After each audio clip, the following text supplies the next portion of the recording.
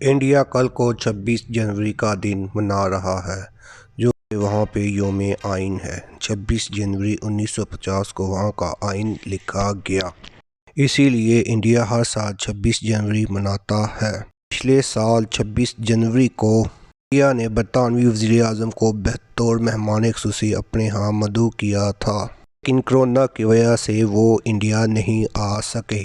اس سال 26 جنوری کو انڈیا نے 5 وسطی ایشیائی ریاستوں کے صدروں کو مدعو کیا تھا۔ مزید تفصیلات جاننے کے لیے ہمارے چینل کو لائک کیجیے اور سبسکرائب کیجیے۔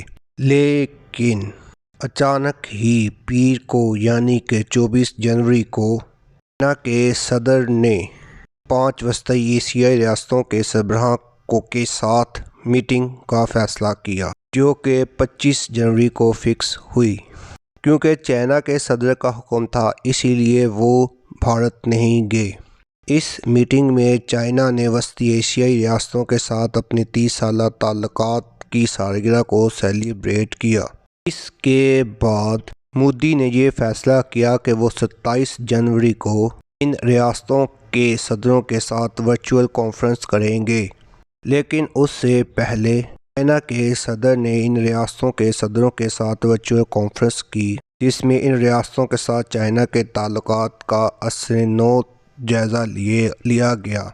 چائنا کو ان سب ریاستوں میں سے زیادہ اہم ریاست قازقستان کی ہے، کیونکہ چائنا کا جو بیلٹ اینڈ روڈ کا منصوبہ ہے اس کی بیسک قازقستان سے شروع ہوتی ہے۔ قازقستان کی وجہ سے چائنا یورپ کے ساتھ جڑ جاتا ہے اور چائنا کوشش کر رہا ہے کہ وہ یورپ کے ساتھ تجارت قازقستان کے راستے سے کرے۔ لہٰذا ان صدروں نے چائنا کی بات مانتے ہوئے انڈیا آنے سے انکار کر دیا۔ اس سے انڈیا کی عالمی اداروں میں شدید زیادہ بے عزتی ہوئی، اور ابھی حال میں چائنا نے رشیا اور ایران کے ساتھ مشقیں کیں، جس کے بعد چائنا نے ایران اور رشیا کے ساتھ خصوصی مشقیں بھی کیں۔ اسی دوران میں چائنا کے 29 جہازوں نے تائیوان میں، جہاں امریکی بحری بیڑا موجود ہے، وہاں پر پروازیں کیں۔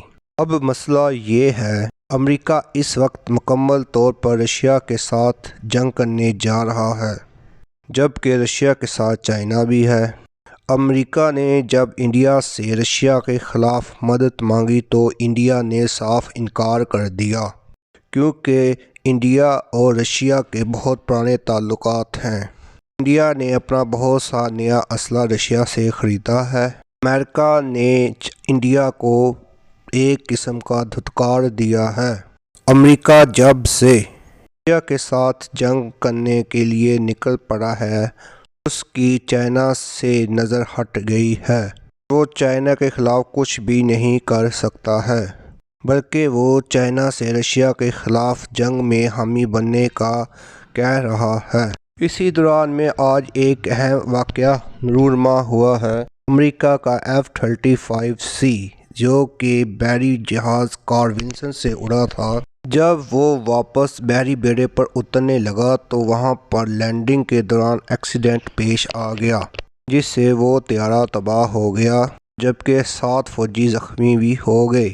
کسی بھی صورتحال کو دیکھتے ہوئے امریکہ نے ساؤتھ سی میں اپنے 2 بحری بیڑے تیار رکھے تھے، ان میں ایک کا نام ابراہیم لنکن، دوسرے کا کارل ولسن تھا۔